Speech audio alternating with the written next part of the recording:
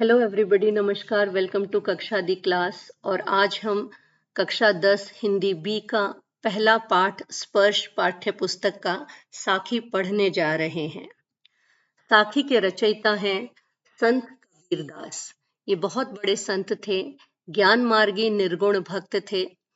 इन्होंने समाज में सुधार लाने का सबसे बड़ा कार्य किया, इसलिए इन्हें समाज सुधारक के नाम से भी जाना जाता है। इनका जन्म 1398 लहरतारा काशी में हुआ और इनकी मृत्यु 1518 मगहर उत्तर प्रदेश में हुआ। इन्होंने आजीवन समाज को सुधारा। हालांकि इनका जीवन बहुत सारी कठिनाइयों से गुजरा। कठिनाई यही कि प्रारंभिक जीवन में इनको शिक्षा नहीं मिली।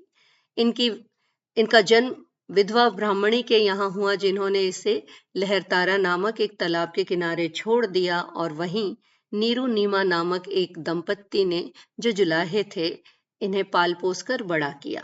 जुलाहे होने के कारण इन्हें प्रारंभिक शिक्षा नहीं मिली, लेकिन आगे चलकर स्वामी रामानंद जी ने इन्हें राम नाम की दीक्षा दी और वहीं से स्वामी रामानंद जी इनके गुरु बने।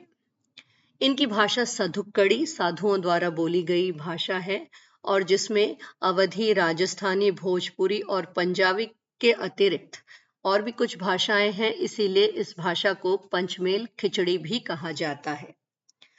पाठ्य पुस्तक में साखी के अंतर्गत हम 8 दोहे पढ़ेंगे। साखी शब्द का अर्थ क्या है?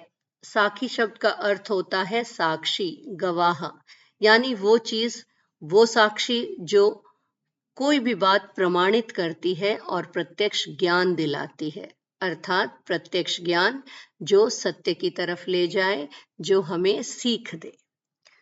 अब कबीरदास के दोहों को पढ़ने के लिए हमें कुछ चीजों को जानना होगा। उनके सारे दोहों में अहंकार की भावना को दूर करने की बात कही गई है। अहंकार को उन्होंने जोड़ा है अज्ञान से। और अज्ञान कब होता है इंसान? जब उसके जीवन में अंधकार होता है। किस चीज का अंधकार? ज्ञान का ना होने का अंधकार। और ये मिलता है अहंकार की वजह से।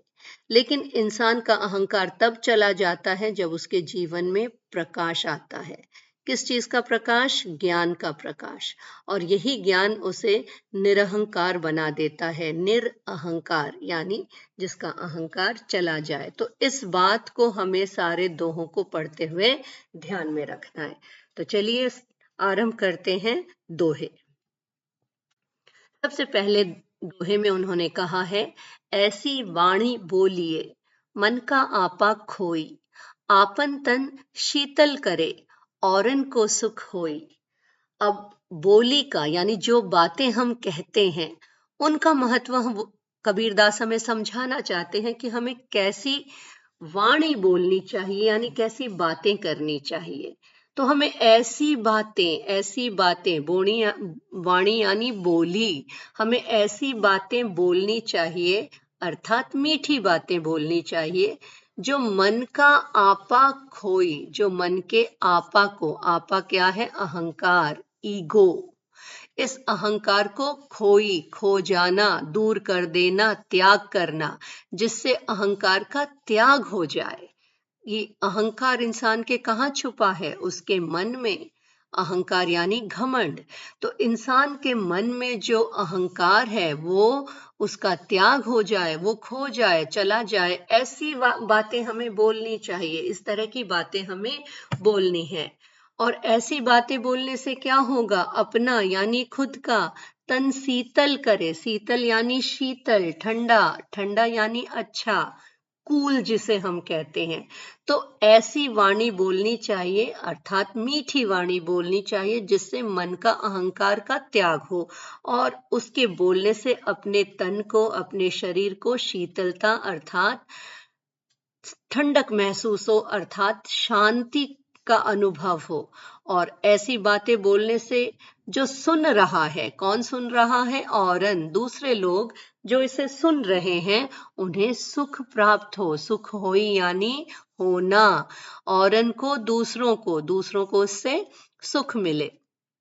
सामान्य भाषा में कबीरदास कहना चाहते हैं, हमें इस तरह की बातें करनी चाहिए, अर्थात मीठी बातें करनी चाहिए, जिससे मन के भीतर का अहंकार का त्याग हो जाए और ऐसी बातों से अपने तन को, अपने शरीर को भी शांति मिले, शीतलता मिले और जो उसे सुन रहा है यानी दूसरों को सुख की प्राप्ति हो, उन्हें सुख मिले। दूसरे दोहे में कबीरदास कहते हैं, कस्तूरी कुंडली बसे। अब कस्तूरी क्या है? इसे कस्तूरी कहा जाता है। ओके, दिस इज कॉल्ड कस्तूरी। ये बड़ी महंगी चीज है। क्या है अभी हम बताएंगे। कस्तूरी कुंडली बसे, कुंडली यानी नाभि, बेली बटन जिसे आप कहते हैं, बसे यानी रहना। तो कहाँ बसा है? मृग के, मृग यानी हिरण। हिरण की नाभि में, उसकी कुंडली में, उसके बेली बटन में कस्तूरी होती है। दिस इज कस्तूरी।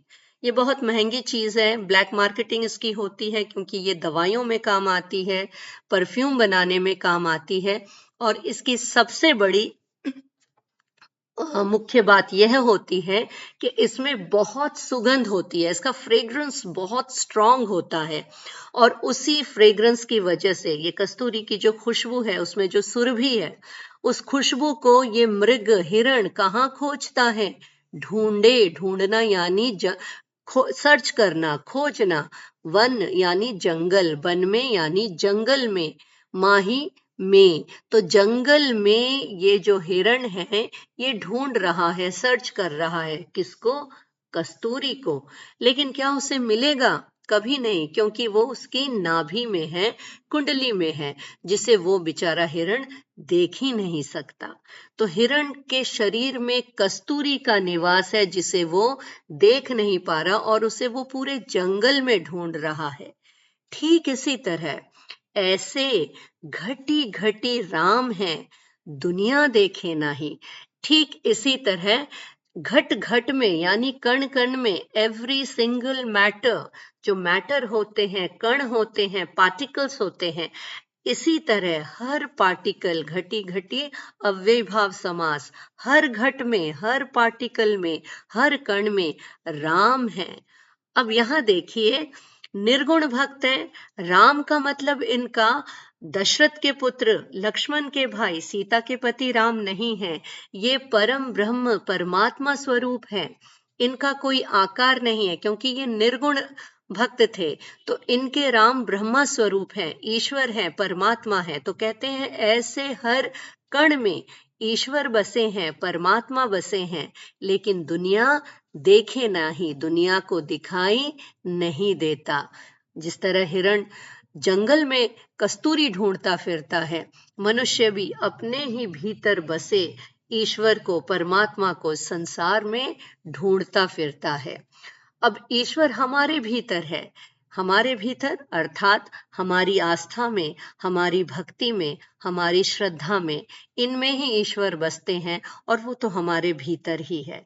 तो हिरण के साथ मनुष्य की तुलना करते हुए हमें कबीरदास समझाते हैं कि जिस प्रकार हिरण की नाभि में, कुंडली में कस्तूरी होती है और उसे जंगल में पूरे ढूंढता रहता है, ठीक ऐसे ही अपने भीतर बसे भगवान को, जो हर घट घट में है, हर कण में है, इंसान को दिखाई नहीं देता, वो उसे दुनिया में खोजता रहता है।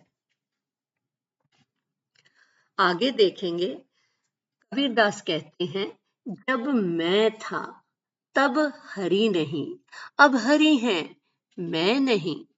सब अंधियारा मिटी गया, जब दीपक देखा माही। तो यहां पर मैं क्या है? अहम है, अहंकार है, ईगो है। तो कबीरदास कहते हैं, जब मैं था अर्थात जब मेरे भीतर अहंकार था, तब हरि, परमात्मा, ईश्वर नहीं थे।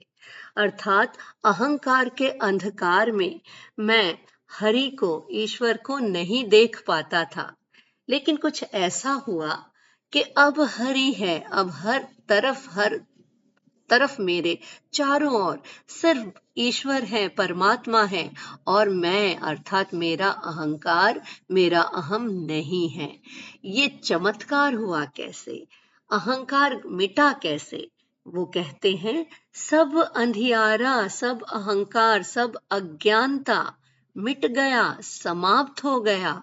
कैसे? जब दीपक देखा माही मैंने, जब मैंने दीपक देख लिया। ये किसका दीपक है? ये ज्ञान का दीपक है। ये जो दीपक है ये ज्ञान है और इसका प्रकाश पूरे अंधकार को यानी अहंकार को मिटा देता है। ओके, तो ये जो दीपक है ये ज्ञान का प्रतीक है और इसके प्रकाश में, इस दीपक के प्रकाश में जो अंधकार था, जो अज्ञानता थी, जो अहंकार था, वो मिट गया, वो समाप्त हो गया और अब हरि है, परमात्मा है और मैं अर्थात मेरा अहंकार नहीं है। अगले दोहे में कबीरदास कहते हैं सुखिया सब संसार है, खाए और सोवे, दुखिया दास कबीर है, जागे और रोवे। बहुत ही आसान है। कबीरदास कहते हैं कि ये जो सारा संसार है ये सुखी है। सुखिया यानी सुखी है, हैप्पी है, खुश है। क्यों? क्योंकि इसे ज्ञान की, परमात्मा की आवश्यकता नहीं है।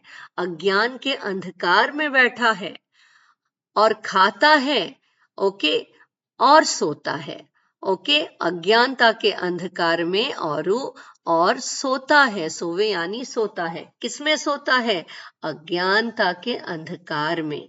क्योंकि इसे ज्ञान की आवश्यकता नहीं है, परमात्मा की आवश्यकता नहीं है, इसीलिए ये सुखी है। और संसार में इसकी तरह और भी बहुत सारे लोग हैं जो सुखी हैं, सिर्फ खाते हैं और सोते हैं, अंधकार के, अज्ञानता के अंधकार में बस सोते रहते हैं। लेकिन दुखिया दास कबीर है। तो कबीर दास क्या है? दुखी हैं और जागते हैं और रोते रहते हैं। क्यों वो रो रहे हैं? क्यों वो जाग रहे हैं? क्योंकि वो दुखी है। और दुखी क्यों है? क्योंकि उन्हें ज्ञान नहीं मिल रहा, उन्हें परमात्मा नहीं मिल रहे हैं। ओके, तो परमात्मा की ही जरूरत है उनको। वो अपने परमात्मा को ढूंढना चाहते हैं, ज्ञान पाना चाहते हैं, ईश्वर को पाना चाहते हैं, इसीलिए वे दुखी हैं। सामान्य शब्दों में कबीरदास कहते हैं कि सारा संसार सुखी है, खाता है और सोता है। अज्ञान रूपी अंधकार में वो सोता रहता है। लेकिन मैं कबीरदास बहुत दुखी हूं क्योंकि मुझे ज्ञान और परमात्मा नहीं मिलते हैं, इसलिए मैं जागता हूं और रोता रहता हूं। अगले दोहे में कहते हैं कबीरदास विरह भुवंगम तन बसे मंत्र न लागे कोई, राम वियोगी ना जीवे, जीवे तो बौरा होई। विरह का मतलब होता है बिछड़ना, बिछड़ना, अलग हो जाना, सेपरेशन। तो जब हम अपने लोगों से, अपने मित्रों से, अपने प्रेमी से, अपने प्रभु से, क्योंकि प्रभु से बड़ा हमारा तो कोई नहीं है, तो कहते हैं कि जब हम अपने प्रभु से, अपने परमात्मा से, अपने लोगों से जुदा हो जाते हैं, विरह यानी पृथक हो जाना, अलग हो जाना, जुदा हो जाना, तो ऐसी हालत में क्या लगता है कि तन के अंदर, शरीर के अंदर बस गया है। बसना, चले जाना। क्या चला गया है? भुवंगम।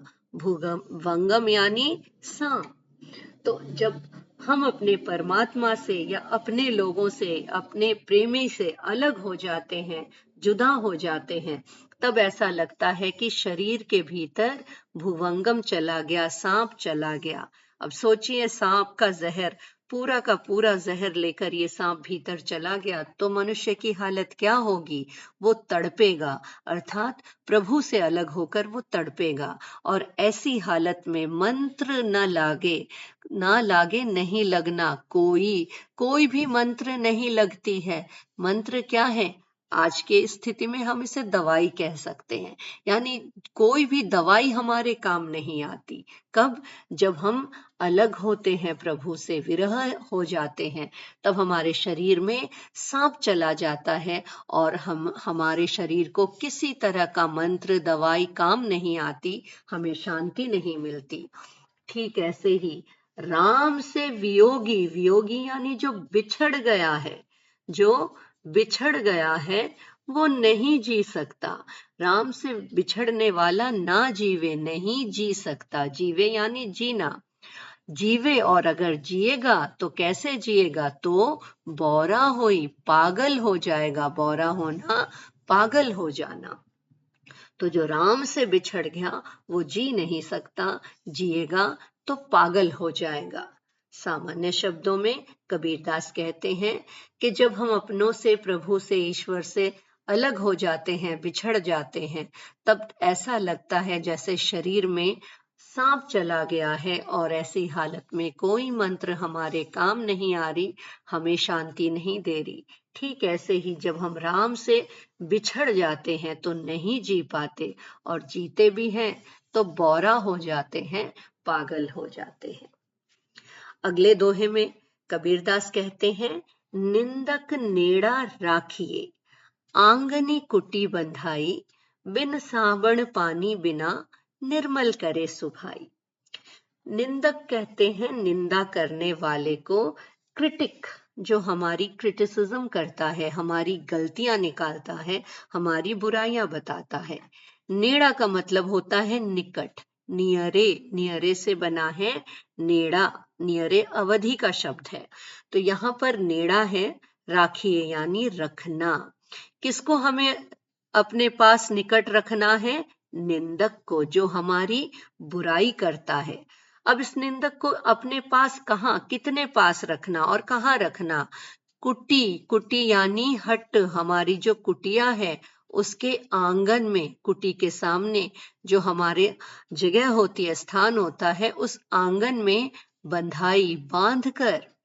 किसको? निंदक को। निंदक को हमें अपने घर के आंगन में बांध कर रखना चाहिए कि वो कहीं ना जाए, क्योंकि वो जो निंदक है वो क्या करेगा? वो बिन साबुन, साबुन यानी साबुन, सोप, पानी, पानी, बिना, विदाउट, बिना, तो बिना साबुन और पानी के वो क्या कर देगा? निर्मल करे। निर्मल यानी साफ करना, हमारे मैल को दूर कर देना। निर यानी नहीं, मल यानी मैल, हमारे मैल को दूर करेगा। ओके, तो कौन सा मैल हमारा दूर करेगा? सुभाई, हमारे स्वभाव में जो मैल है, हमारे भीतर जो मैल है, उसको वो धो डालेगा, दूर कर देगा। किससे? बिना साबुन और पानी से, सिर्फ अपनी निंदा से। ये निर्मल जो होगा ये सिर्फ निंदा करने से होगा।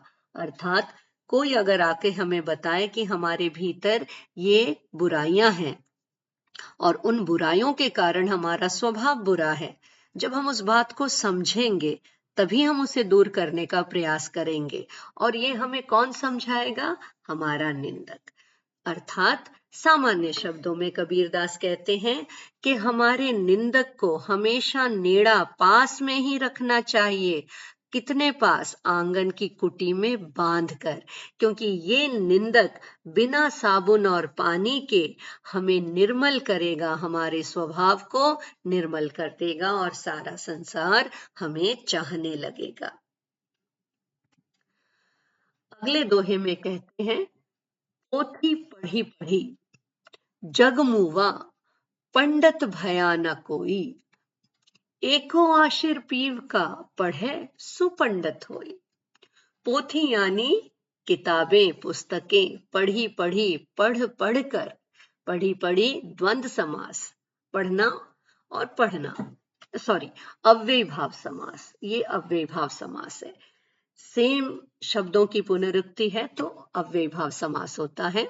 तो पोथी पढ़ पढ़ कर जग, संसार, मुवा, मर जाता है। मुवा का एक और अर्थ होता है पागल जैसा हो जाना, यानी जीवन भर पढ़ पढ़कर सारा संसार, क्या पढ़कर? किताबें पढ़ पढ़कर पागल हो गया है, मर गया है।